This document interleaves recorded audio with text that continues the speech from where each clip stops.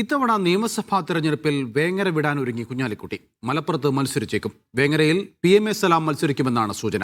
KPA Majeed, UA Latheef, Ubaidullah തുടങ്ങിയവർ മത്സരിച്ചേക്കില്ല.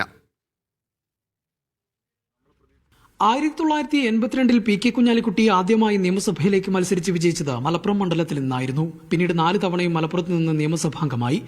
2006 കുറ്റിപ്പുറം മണ്ഡലത്തിൽ നിന്ന് മത്സരിച്ച കുഞ്ഞാലിക്കുട്ടി KT ജലീലിനോട് പരാജയപ്പെട്ടതോടെയാണ് വേങ്ങരയിലേക്ക് മാറുന്നത്. 2011ലും 16ലും വേങ്ങര മണ്ഡലത്തിൽ നിന്ന് വൻ ഭൂരിപക്ഷത്തോടെ വിജയിച്ചു. താൻ ആദ്യം വിജയിച്ച മലപ്പുറത്ത് നിന്ന് മത്സരിക്കാനാണ് കുഞ്ഞാലിക്കുട്ടിയുടെ തീരുമാനം. കുഞ്ഞാലിക്കുട്ടി ഒഴിയുന്ന വേങ്ങരയിൽ party general secretary PMA Salam മത്സരിച്ചേക്കും.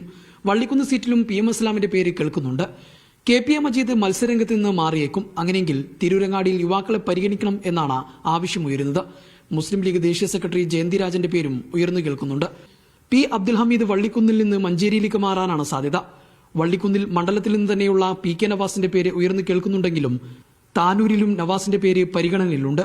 കൊണ്ടോട്ടിയിൽ TV Ibrahim മാറും. മുസ്ലിം ലീഗ് ജില്ലാ വൈസ് പ്രസിഡന്റ് PMA സമീറിന്റെ പേര് ഉയർന്നു കേൾക്കുന്നത്. കോട്ടക്കലിൽ ആബിദ് ഹുസൈൻ തങ്ങൾ തിരൂരങ്ങാടിയിലേക്ക് മാറാനും സാധ്യതയുണ്ട്.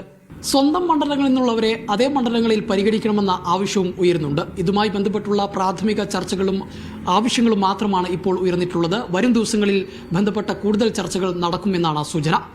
മലപ്പുറത്ത് നിന്ന് ജംഷീർ കൊടിഞ്ഞി, മീഡിയ 1.